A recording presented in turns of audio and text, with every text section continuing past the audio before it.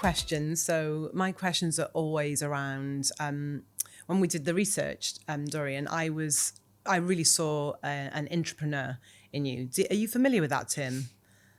Yes, Intrapreneur. yes, Yeah, amazing. So yes. I kind of, that's the route I followed. So always very much advocating for innovation in SMEs and in the corporates I worked in business development and sales roles.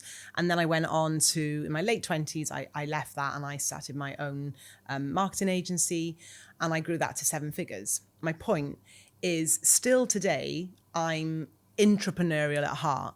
I like operating within big, complex systems and finding the bottlenecks and the issues and the relationships that are going to, open up new opportunities. So would you hmm say that that is like who you are naturally, somebody that just spots opportunities and develops from the inside out? Yeah, in the start of my career, I was an entrepreneur actually. So Okay. I, but I think, the identity, the personal kind of identity is similar. My opinion about entrepreneurs or intrapreneurs is you kind of are aligned that way, like as part of your personality. Yeah. It's core to who you are. It's a lifestyle. It's not really a career. It's people who are entrepreneurial or intrapreneurial are very passionate. Um, and Actually, I made the case for this. I did a Master of Science in Entrepreneurship and Innovation, actually at the University of Bath. um, and I made the case that building a channel partner program is an entrepreneurial act. You're building a small business inside of a business, or intrapreneurial, whichever way you want to look at it. Yeah. Six of one, half dozen of the other. But yes, I think it requires the same type of kind of ingenuity and opportunity identification and persuasion skills and passion and creativity and optimism. All of those things come into play in my job. So Yeah. you have to kind of like it to do it. It's not one of those like Yeah. 9 to 5, like. Thank you So for yes, unpacking that. absolutely. So Yeah. I wanted to hmm ask something about that, Dorian. So at what age did you realize you were an entrepreneur? Oh, that's a good question. I was very young. I was always scheming.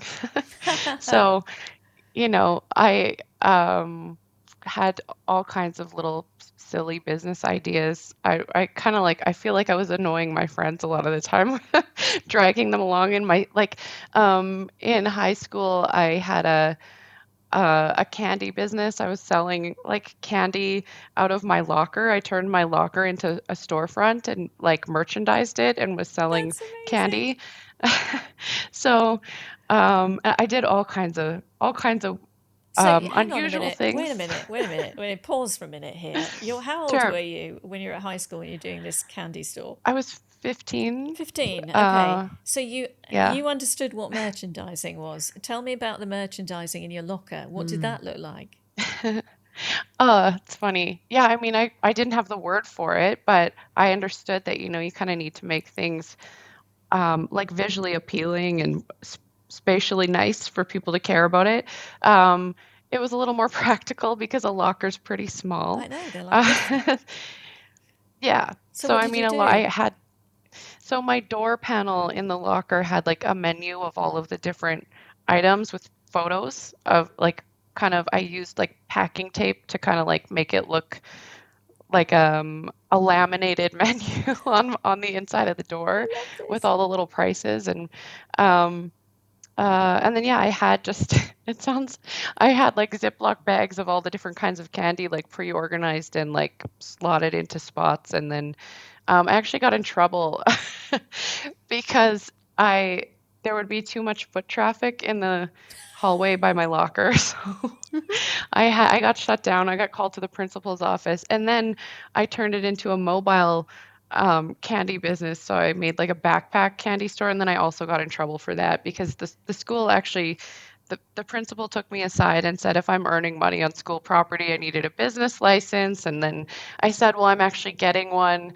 And then he said, well, never mind, like too bad anyway. You'd have to give us your profit because you can't operate on school property.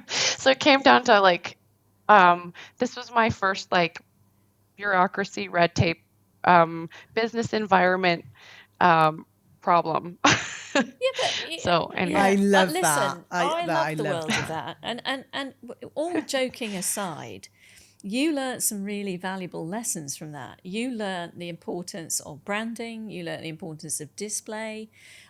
You probably did some calculations in your head about profit margin. You probably would have had to have done that. You know, I think it's fascinating, these little stories that we laugh about.